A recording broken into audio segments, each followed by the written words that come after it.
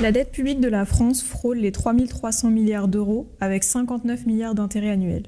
Le pays est endetté à 120% de son PIB et pourtant on entend souvent que la dette n'a plus d'importance. Peut-on vraiment s'endetter à l'infini et où est la vraie limite ? Alors, la dette n'a plus d'importance, c'est déjà un postulat qui est faux. C'est-à-dire que la dette a forcément de l'importance et je vous donne un exemple concret. Si demain, vous allez voir votre banquier et vous lui dites, écoute, j'ai emprunté 10 000 euros sur un crédit conso, prête-moi 20 000 parce que ça n'a pas d'importance. Je pense que la discussion se terminera assez rapidement.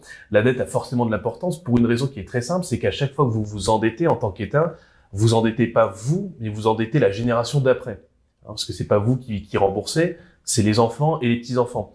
Et ce qu'il faut aussi bien comprendre, c'est que le déficit budgétaire qu'on a aujourd'hui en France, bon, il a été créé par les générations d'avant, pour tout un tas de raisons. On n'est pas là pour dire si c'est bien, si c'est pas bien et trouver un coupable, mais si aujourd'hui on prend la décision consciente de continuer à s'endetter, il faut juste être conscient du fait qu'on va endetter nos enfants, nos petits-enfants, on leur laissera un pays dans un pire état qu'on l'a trouvé. Donc non, s'endetter sans limite, ça n'est pas sans conséquence.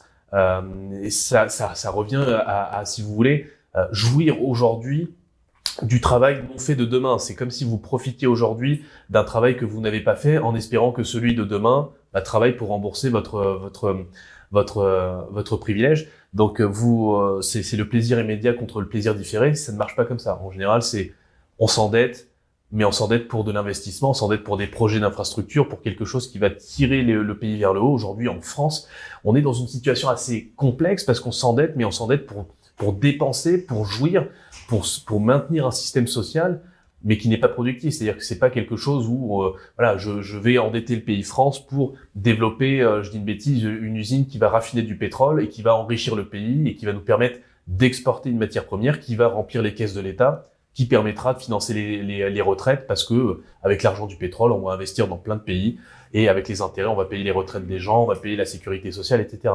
C'est pas ce qu'on fait. Nous, on s'endette pour donner des aides à machin, pour financer la retraite de bidule, et puis pour financer l'AFD, l'Agence française de développement. On va financer les projets écologiques en Chine ou je sais pas où, ou en Éthiopie. Voilà, quand on détourne l'argent public de cette façon-là, on s'endette pas pour quelque chose de productif. Donc, nos enfants ne seront pas contents. Donc, la dette, non, on peut pas s'endetter sans conséquence. Voilà, ça c'est un postulat qui est faux.